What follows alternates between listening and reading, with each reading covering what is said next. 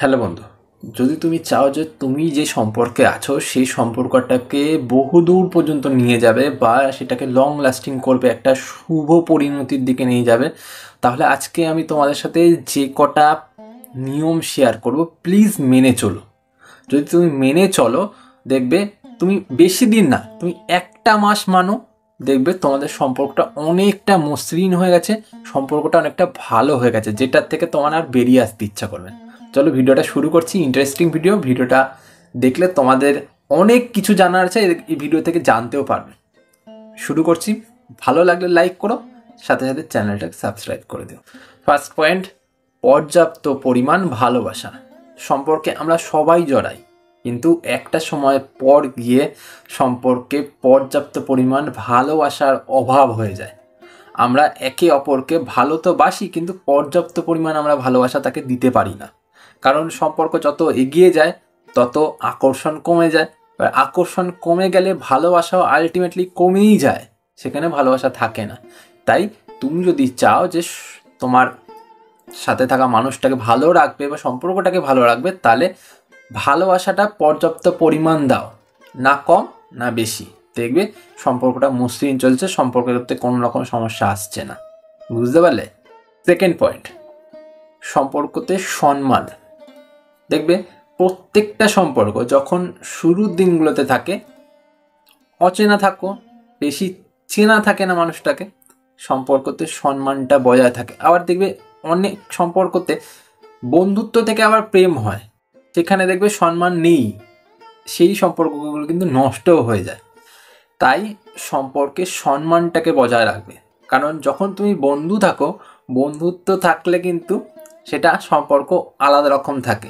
এবার সম্পর্কটা যখন প্রেমে রূপান্তরিত হচ্ছে, তখন কিন্তু সেই জায়গাটাতে সম্মানটা অনেক বড় একটা প্রাধান্য পায়। যখনই সে তোমাকে সম্মান সেই সময় না করবে না, তখন তোমার গায়ে লেগে যাবে যে ও আমাকে সম্মান করছে না, আমি তো ওর বয়ফ্রেন্ড বা আমি তো ওর গার্লফ্রেন্ড। বুঝতে পারলে?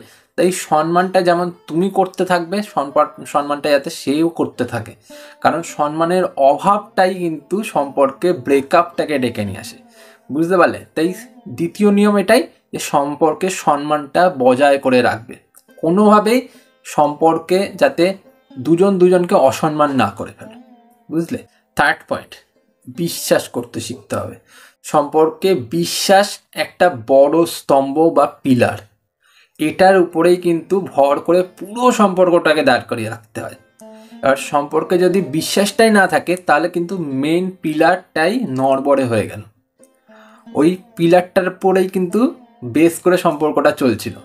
একটা জিনিস তোমাদেরকে বলি, যদি তোমার সাথে সম্পর্কে থাকা মানুষটা তোমাকে চিট করছে, কিন্তু তুমি তাকে বিশ্বাস করো, দেখবে সে চিট করা সত্ত্বেও তোমাদের সম্পর্কটা কিন্তু অনেক দূর পর্যন্ত চলে যাবে। আবার তুমি ধরো সেই মানুষটাকে চিট করছো, কিন্তু সে তোমাকে চোখ বন্ধ করে বিশ্বাস করে, তুমি কিন্তু চাইলেও সেই মানুষটাকে ছেড়ে দিতে পারবে না। তুমি অন্যের সাথে কিন্তু যা করার করছো, কিন্তু সেই মানুষটাকেও মনে হবে কিন্তু আমি টিকিয়ে রাখি, কারণ বিশ্বাস করে সে। ঠিক তাই সম্পর্কে বিশ্বাসটা ভীষণ জরুরি। তুমি যদি একে অপরকে বিশ্বাস করতে থাকো, দেখবে সম্পর্কটা একটা দিন পর বা একটা সময় পর গিয়ে ভালো একটা জায়গায় তো দাঁড়িয়ে যাবে। বুঝতে পারলে? তাই বিশ্বাসটা বজায় করে রেখো। 4 নাম্বার, যদি তুমি কোনো কথা দিচ্ছ তোমার ভালোবাসার মানুষকে, হ্যাঁ আমি এটা করব বা এটা আমি রাখার চেষ্টা করব, তো সেটাকে রাখার চেষ্টা করতেই হবে, আর সেটাকে রাখতেও হবে।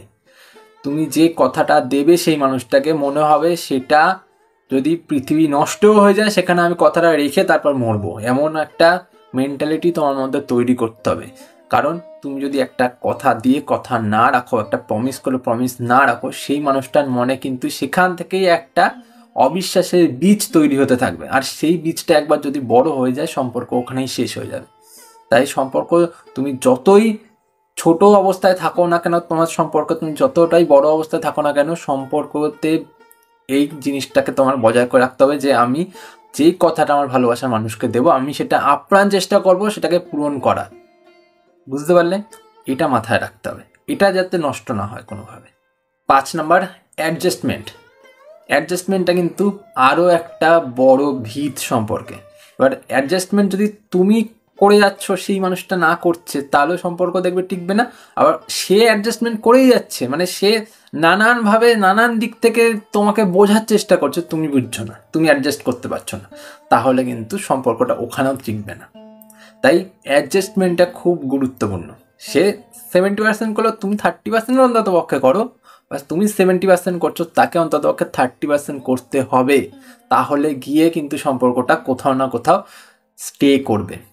তাই সম্পর্কে অ্যাডজাস্টমেন্টটা ভীষণ গুরুত্বপূর্ণ হয়ে যায়।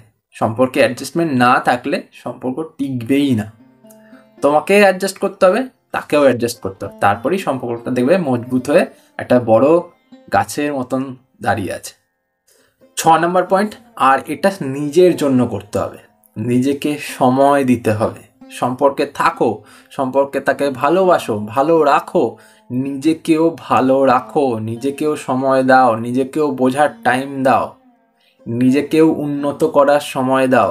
কারণ সবসময় যদি ওর সাথে থাকো, ওকে নিয়ে চলতে থাকো, ওকে ভালো রাখতে থাকো, নিজেকে সময় না দাও, চলবে না সম্পর্ক।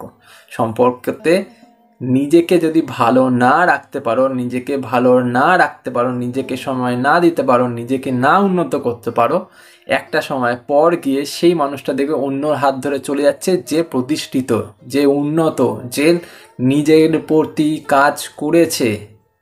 তুমি কাজ করোনি, তুমি শুধু ওকেই দিয়ে গেছো, ওকেই ভালোবেসে গেছো, ওর জন্যই সময়টা নষ্ট করে গেছো, তুমি নিজেকে কিছু দাওনি।